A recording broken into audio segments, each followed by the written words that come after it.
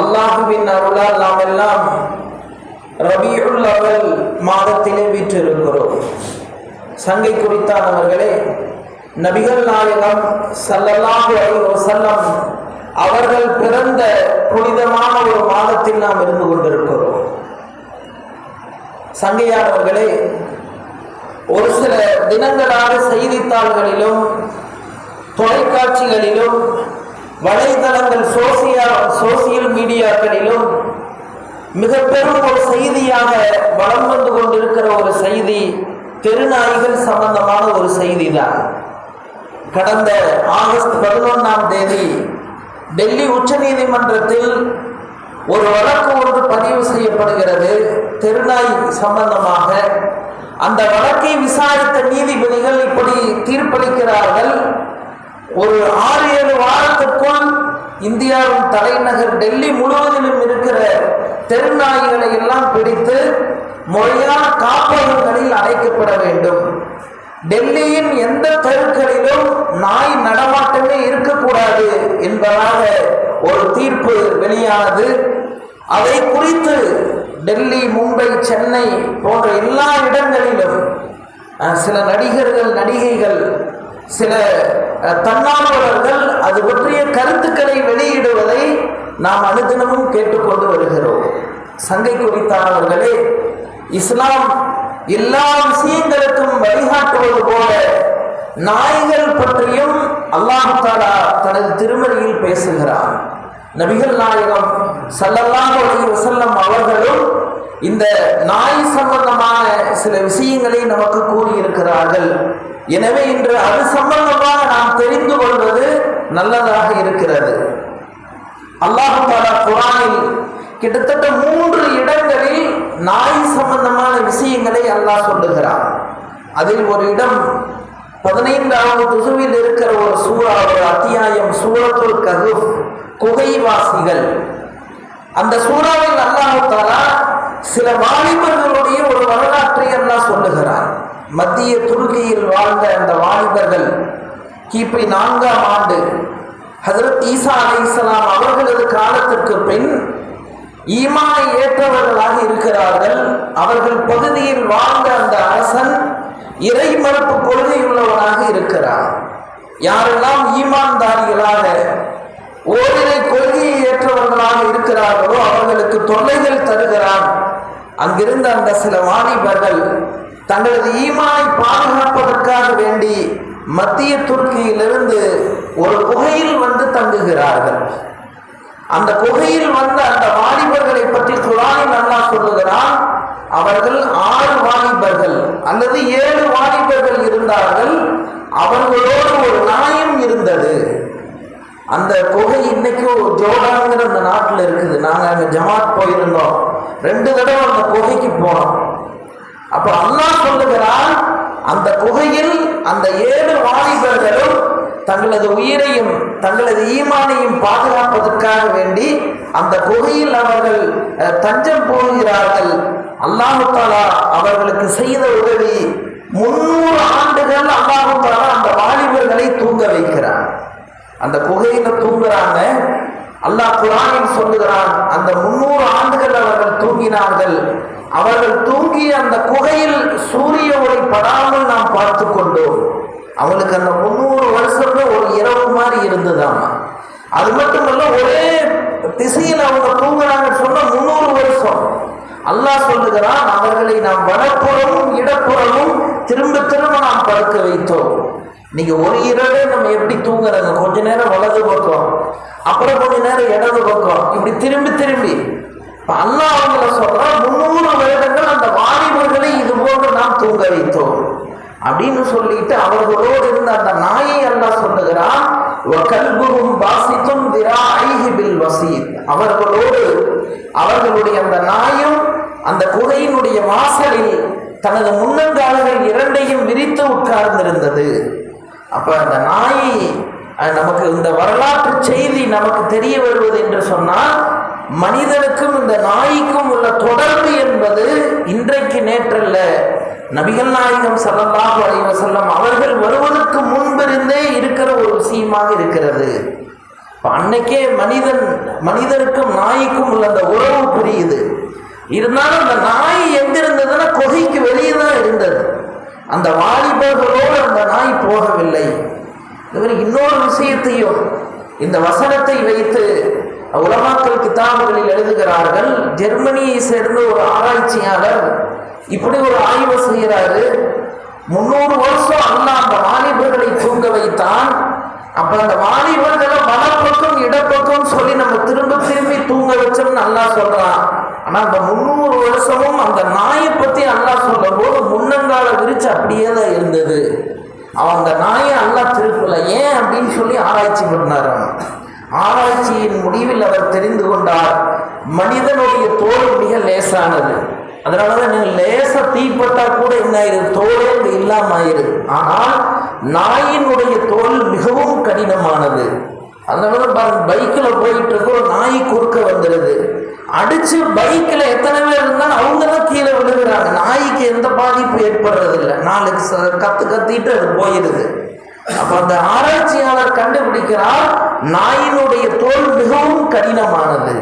ஆக சங்கையானவர்களே, அப்ப இன்னைக்கு நம்ம பார்க்கிறோம், அந்த உச்ச நீதிமன்றத்தினுடைய தீர்ப்புக்கு பிறகு நிறைய விஷயங்கள் சோசியல் மீடியாக்களில் வருகிறது. சேலத்துக்கு பக்கத்துல கூட ஒருத்தர், அவரு தான் நாய், அவருடைய சொந்த நாய், அவர் வளர்த்திட்டு இருந்த நாய், அந்த நாய் கடித்து அதன் மூலம் ரேபிஸ் என்ற அந்த நோய் ஏற்பட்டு அதன் மூலமாகவே இறந்து போய்விட்டார். இன்னொரு இடத்துல ஒரு நாயை, பக்கத்து வீட்டு நாய், அந்த அம்மா வாக்கிங் போகும்போது கூட்டிட்டு போயிருக்கிறாங்க. அந்த வீட்டுக்காரர் உட்கார்ந்து இருக்கிறாரு. வரும்போது என்னாச்சுன்னா மறைவிடத்தில் அந்த நாய் கடித்து அந்த நபர் இறந்து போனார். இப்படி ஒரு செய்தி இல்லை, எக்கச்சக்கமான செய்திகள். உச்ச நீதிமன்றத்தின் இந்த தீர்ப்புக்கு பிறகு நிறைய மக்கள் இப்படி சொல்றாங்க, இனிமேல் தெருவில் பயமில்லாம நடமாடலாம். இந்த தீர்ப்பு எல்லா இடத்திலும் அமலாக்கப்பட்டது என்று சொன்னால், அதில் குறிப்பாக யாருன்னா பெண்கள் வெளியில போகும்போது பயந்து போக வேண்டிய நிலைமை, குழந்தைகள், பள்ளிக்கூடத்திற்கு செல்கிற மாணவர்கள் பயப்படுறாங்க. ஆக சங்கையானவர்களே, இப்படி இந்த நாயோடைய இந்த பிரச்சனை இருக்குது. இது ரொம்ப முக்கியமான ஒரு பிரச்சனை. நபிகள் நாயகம் ஸல்லல்லாஹு அலைஹி வஸல்லம் அவர்களது காலத்திலும் இந்த நாய் பிரச்சனையாத்தான் இருந்ததாமா. மஸ்ஜிதுன் நபவியில் சஹாபாக்கள் சொல்கிறார்கள், நாங்கள் ஒரு வாளியிலே போய் தண்ணி வச்சிருப்போம். என்னன்னா அன்னைக்கு மாதிரி இன்னைக்கு நவீன வசதிகள் எல்லாம் இல்லை. தொழுவத்தை எல்லாம் போயிடுவாங்க. ஆள் இல்லாத சமயத்துல நாய் உள்ள வந்துருமாமா. அன்னைக்கு எல்லாம் மண் தரையுதான். எனவே நாய் எங்க இருந்ததோ அதை நாங்கள் பார்த்துட்டோம்னு சொன்னா அந்த இடத்தை சுத்தம் செய்வதற்காகவே நாங்கள் தண்ணீர் வைத்திருந்தோம். வரலாறுகள் இப்படியே வருது. மதீனாவில் ஒரு சமயத்துல நாயுடைய தொல்லை அதிகமாயிருச்சு, யாரும் நடமாட முடியல. நபிகள் நாயகம் ஸல்லல்லாஹு அலைஹி வஸல்லம் அவர்கள் இந்த செய்தியை அறிந்த போது சொன்னார்கள், நாயெல்லாம் கொல்லுங்க. என்னாச்சுன்னா மதீனாவில் இருந்து அதிகமான நாய்கள் கொல்லப்பட்டது. அதுக்கு பிறகு கொஞ்ச நாள் கழிச்சு நபி ஸல்லல்லாஹு அலைஹி வஸல்லம் சொன்னாங்க, எப்படி அல்லாஹ் மனிதனை படைத்தானோ ஒரு சமுதாயமாக, அதுபோல இந்த நாய்ங்கிறது இதுவும் ஒரு சமுதாயம் தான். அதனால அதுல எல்லா நாயும் கொள்ளாதீங்க. எது வெறி பிடிச்சு மனிதனுக்கு தொல்லை தருகிறதோ அந்த நாய்களை மட்டும் கொல்லுங்கள் என்று நபி ஸல்லல்லாஹு அலைஹி வஸல்லம் அவர்கள் சொன்னார்கள். ஆக சங்கையானவர்களே, இந்த நாய் இருக்குதே, சில தேவைகளுக்காக மனிதன் பயன்படுத்தலாம். நபி ஸல்லல்லாஹு அலைஹி வஸல்லம் சொன்னாங்க, மன் அம்சக கல்பன் யன்குசு குல்ல யௌமின் மின் அமலிஹி கீராத்துன். யார் ஒருவர் நாய் வளர்க்கிறாரோ, நாயை பயன்படுத்துகிறாரோ, அல்லாஹு தஆலா ஒவ்வொரு நாளும் அவரது நன்மையிலிருந்து ஒரு கீராத் அளவு குறைத்து விடுகிறான். கீராத்னா என்ன?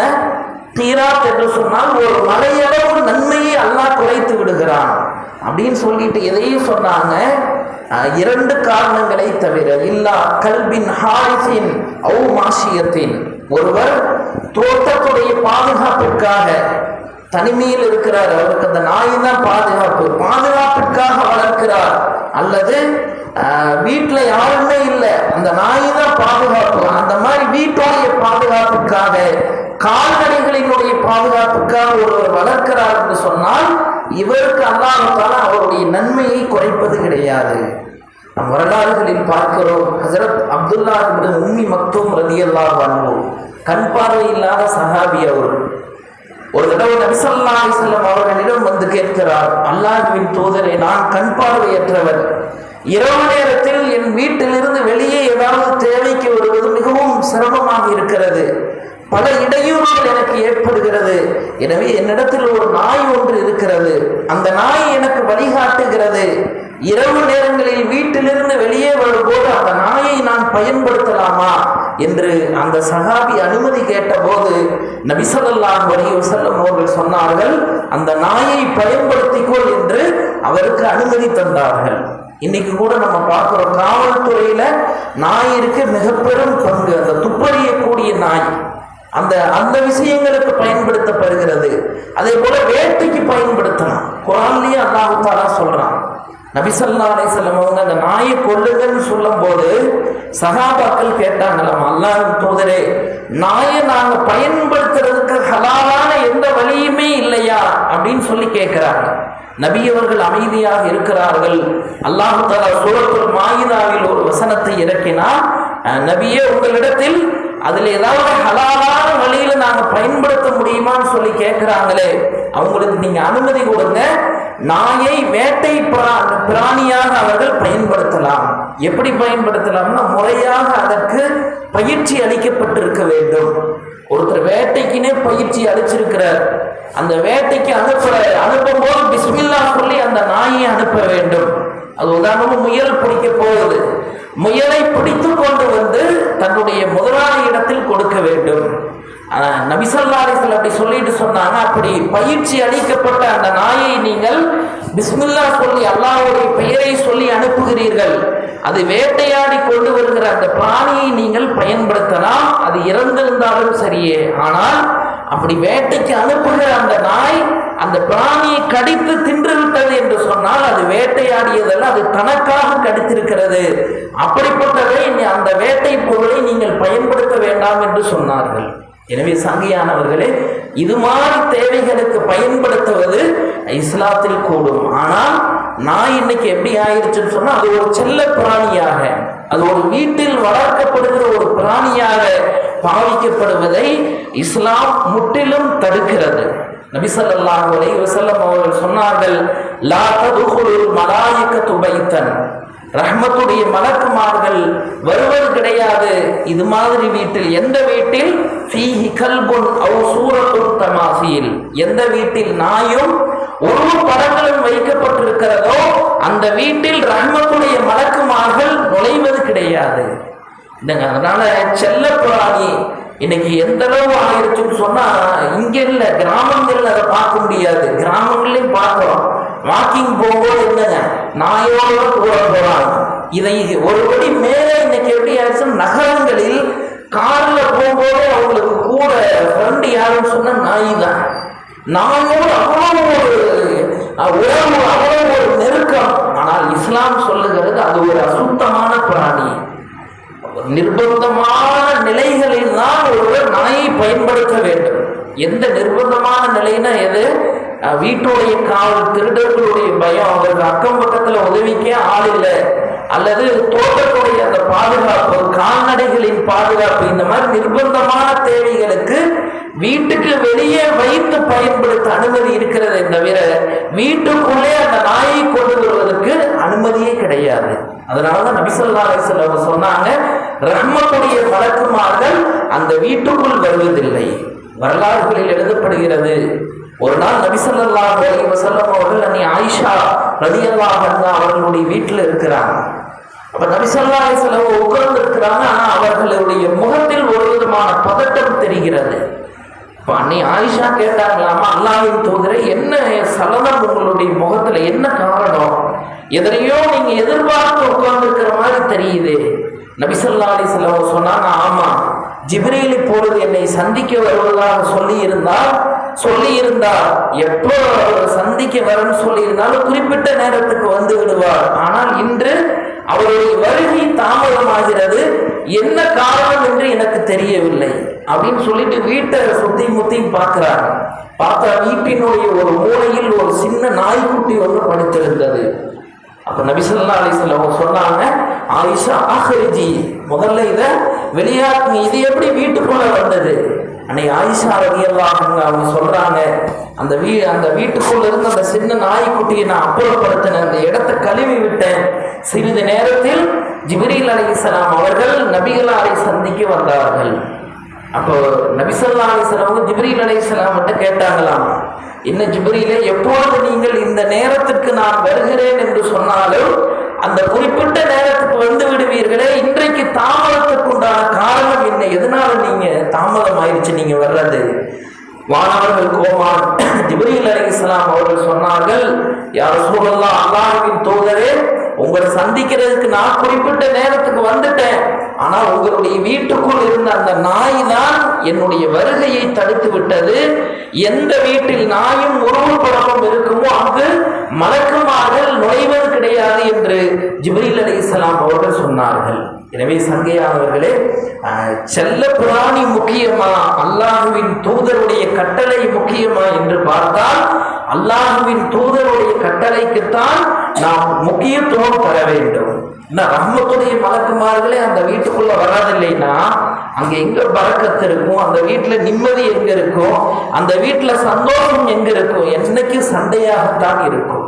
எனவே நாம் இந்த அசுத்தமான இந்த பிராணியை விட்டு நாம் பாதுகாப்பாக இருக்க வேண்டும். இது என்னன்னா இஸ்லாமிய கோட்பாடின்படி அது ஒன்று செல்ல பிராணி எல்லாம் இல்லை. ஹதீஸில் வருகிறது, நாயினுடைய அந்த எச்சில் எந்த பாத்திரத்தில் பட்டு விடுமோ அல்லது எந்த தண்ணீரில் பட்டு விடுமோ, ஏதாவது ஒரு உணவுப் பொருளில் பட்டுவிட்டால் அந்த உணவுப் பொருளை அந்த தண்ணீரை தூக்கி வீசுங்கள்.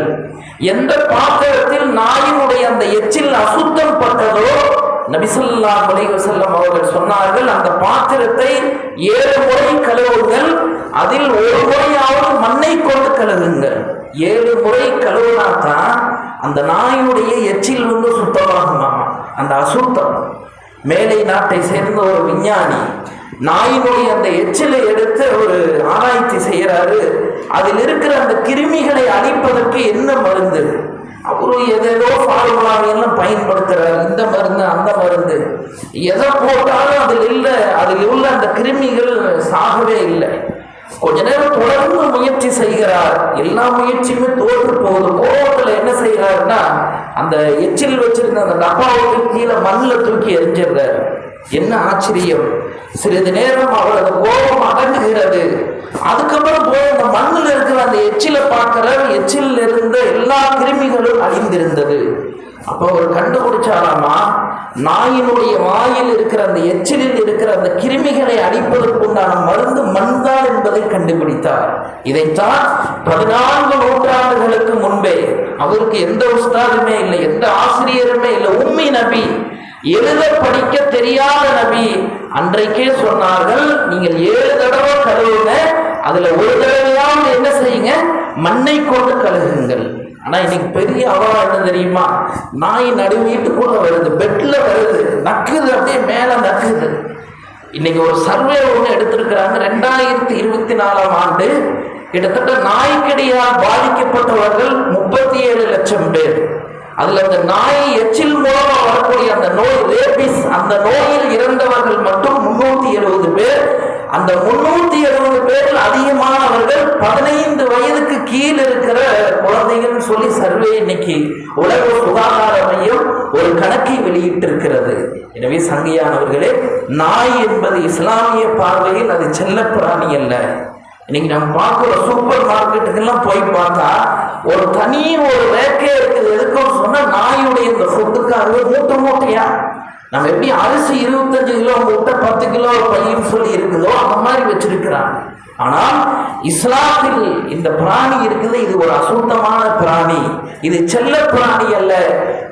நிர்பந்தமான நிலைகளில் மட்டும்தான் அதை வீட்டுக்கு வெளியே வைத்து பயன்படுத்த அனுமதி இருக்கிறதே தவிர வீட்டில் ஒருவர் வச்சு வளர்க்கிறது, அதை தொடர்றது, அதோடு சகஜமான ஒரு உறவு என்பது மார்க்கத்தில் தடுக்கப்பட்டது. அதனால இன்னைக்கும் நாம பார்க்கிறோம், சில இஸ்லாமிய நாடுகளில் இது தடை என்பதால் நம்ம எங்கேயுமே அதை பார்க்க முடியாது. நாங்களும் ஜோர்டான் போயிருந்தோம், முஸ்லீம் நாடு, 98% முஸ்லீம் தான். அங்க 2% தான் நான் முஸ்லீம். அங்க எங்கேயுமே நாயே பார்க்க முடியாது. ஆனா என்ன ஆச்சரியம், நபி ஸல்லல்லாஹு அலைஹி வஸல்லம் அவர்கள் பூனையை வளர்த்ததுக்கு அனுமதி கொடுத்திருக்கிறாங்க. நம்ம ஊர்ல எப்படி தெருவுக்கு தெருநாய்கள் எப்படி எவ்வளவு சுத்தமா அறியா, அரபு தேசங்களில் பூனைகளை தெருவுக்கு பார்க்கலாம். பள்ளிவாசல்ல வாங்க தொழுதுட்டு இருந்தோம்னா பூனை ஓடும். என்னன்னா இதுல இருந்து என்ன தெரிகிறது என்று சொன்னால், நபி 14 நூற்றாண்டுகளுக்கு முன்பு மக்கா மதீனாவில் வாழ்ந்தவர்கள் அவர்கள் கூறிய ஒற்றை வார்த்தை அரபு நாடுகளில் இன்னைக்கு நம்ம அதை பார்க்கல. இது ஹராம்னு சொல்லிட்டதுனால எங்கேயுமே அதை நம்ம எந்த இடத்துலயும் அதை பார்க்கவே முடியாது. ஆனா அதுக்கு மாற்றமா பூனையை நம்ம பார்க்கலாம். அங்கேயெல்லாம் சூப்பர் மார்க்கெட்டுக்கு போனோம்னா பூனையுடைய ஃபுட்டு பார்த்தோம்னா எப்படி இங்க நாயுடைய ஃபுட்டை ஒரு தனி ரேக்கே வச்சிருக்கிறாங்களோ அந்த மாதிரி அங்க இருக்கிறத நம்ம பார்க்க முடியும். எனவே சங்கியானவர்களே, முஸ்லீம்கள் யாருமே அதை செய்யறதில்லை. இருந்தாலும் ஒரு சில நபர்கள் தெரியறதில்லை, தெரியாமத்தான் மாற்றார்களை போன்று நாயை வளர்க்கிறார்கள். நாய் இருக்கிற வீட்டுக்கு ரஹ்மத்துடைய மலக்கு வர்றது கிடையாது. நாய் மிகப்பெரும் ஒரு அசுத்தம். எனவே நாம் அதை விட்டு தவிர்த்திருக்க வேண்டும். அதனாலதான் நபி ஸல்லல்லாஹு அலைஹி வஸல்லம் சொன்னாங்க, நாய் இருக்கிற வீடு, உருவப்படம் இருக்கிற வீடு, இந்த 2 வீடுகளில் ரஹ்மத்துடைய மலக்குமார்கள் வருவது கிடையாது என்று சொன்னார்கள். நாய் அதே போல இன்னொரு உருவப்படம். இன்னைக்கு நம்ம இருக்கிற ஒரு பெரிய அறியாமை, நமக்கு முன்னாடி இருந்தவங்க போட்டோ, மௌத்தானவங்க போட்டோ பிரேம் அடிச்சு வீட்டுல முன்னால மாட்டி வச்சிருக்கோம். எந்த வீடுகளில் எல்லாம் அது ஓடு இருக்கிறதோ அங்கெல்லாம் ரஹ்மத்துடைய மலக்குமார்கள் வருவது கிடையாது. அப்படி ஒரு வேலை இருந்தால் அதை எடுத்து உள்ள வச்சிருந்தோம். மாட்டி வைக்கிறது இருக்குது. இது மார்க்கத்திற்கு மிகவும் முரணான ஒரு விஷயமாக இருந்து கொண்டிருக்கிறது. எனவே வல்ல அல்லாஹ் சுப்ஹானஹு வ தஆலா நமக்கு எதையெல்லாம் செய்யுங்கள் என்று ஏவுகிறானோ அதை ஆசையோடு ஆர்வத்தோடு செய்யக்கூடியவர்களாக, எதை விட்டெல்லாம் அல்லாஹ் தவிர்த்திருக்கிறானோ அதை விட்டும் தவிர்த்து கொள்ளக்கூடிய நபர்களாக அல்லாஹ் நம் அனைவரையும் ஆக்கி அருள்வானாக.